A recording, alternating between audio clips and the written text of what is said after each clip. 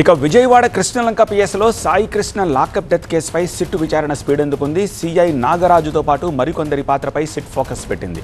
Sai Krishna dead బాడీని మాయం చేయడంలో సిఐ నాగరాజుకు అతని స్నేహితుడు సురేష్తో పాటు హెడ్ కానిస్టేబుల్స్ అశోక్, నాని సహకరించినట్టు గుర్తించారు సిట్ అధికారులు. సిఐ నాగరాజు అరెస్ట్ తర్వాత సురేష్, అశోక్, నాని పరారయ్యారు. ఆ ముగ్గురే సెటిల్మెంట్ చేసుకుందామంటూ వడేశ్వరంలో తనను కలిశారని సాయికృష్ణ మేనమామ నవరంగ్ సిట్ అధికారులకు చెప్పారు. అందుకు సంబంధించిన సీసీటీవీ ఫుటేజ్ను కూడా సిట్ స్వాధీనం చేసుకుంది. పరారీలో ఉన్న సురేష్, అశోక్, నాని కోసం సిట్ అధికారులు గాలిస్తున్నారు.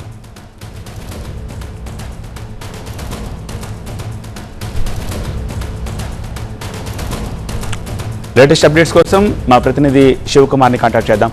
శివకుమార్, ఇప్పుడు కేసులో ఇది కీలక మలుపుగా భావించవచ్చా? అండ్ అబ్స్కాండింగ్లో ఉన్న ఆ ముగ్గురి కోసం స్పెషల్ బృందాల్ని నియమించారా? అండ్ అరెస్ట్ అయిన నాగరాజు ఇప్పుడు కీలకమైన సీసీటీవీ ఫుటేజ్ కూడా దొరికింది కాబట్టి కేసుని కన్ఫెస్ చేస్తున్నారా?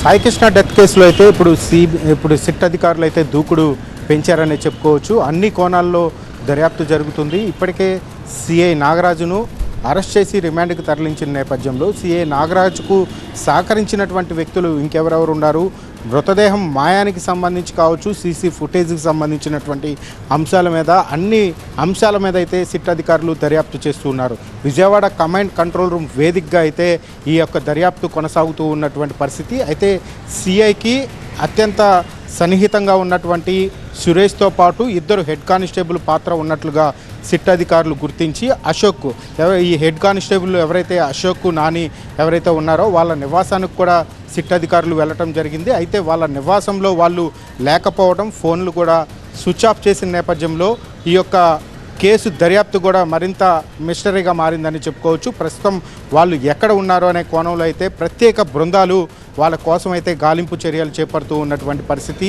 సిఐ నాగరాజుకు ఈ యొక్క కేసు వ్యవహారంలో వాళ్ళ యొక్క సపోర్ట్తోనే ఈ వ్యవహారం నడిపినట్లుగా ప్రస్తుతం అయితే సిట్ అధికారులు గుర్తించారు.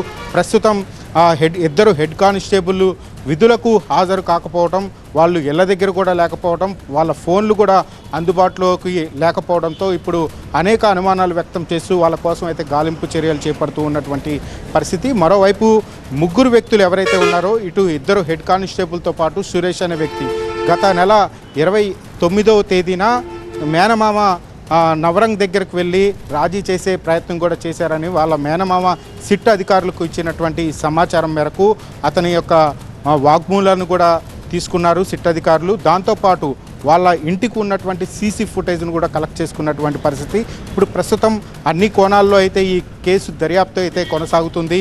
ముగ్గురు వ్యక్తులు ఎక్కడ ఉన్నారు అనే కోణంలో ప్రస్తుతం ఈ దర్యాప్తు అయితే క్షుణ్ణంగా కొనసాగుతున్నటువంటి పరిస్థితి. వారిని ముగ్గురిని కూడా అదుపులోకి తీసుకుంటే మరిన్ని కోణాలు ఈ కేసులో వెలుగులోకి వచ్చే అవకాశాలు కనపడుతున్నాయి. బాడీ మాయానికి సంబంధించి కావచ్చు, సీసీ ఫుటేజ్ కనపడకుండా పోవడానికి సంబంధించి కావచ్చు, ఇంకా ఇతర కారణాలు, ఈ వ్యవహారాలన్నిటి మీద కూడా పోలీసులు అయితే ఇప్పుడు అన్ని కోణాల్లో దర్యాప్తు చేస్తున్నారు. వాళ్ళ ముగ్గురు నుంచి కూడా కీలకమైనటువంటి సమాచారం రాబట్టే దిశగా సిట్ అధికారులు దర్యాప్తు చేస్తున్నటువంటి పరిస్థితి. బాధితులు ఇచ్చినటువంటి స్టేట్మెంట్ ఆధారంగా ఈ దర్యాప్తు అయితే క్షుణ్ణంగా కొనసాగుతోంది. వారిని అదుపులోకి తీసుకుంటే కనుక ఈ కేసులో ఇంకొన్ని కోణాలు కూడా వెలుగులోకి వచ్చే అవకాశాలు అయితే కనపడుతూ ఉన్నాయి.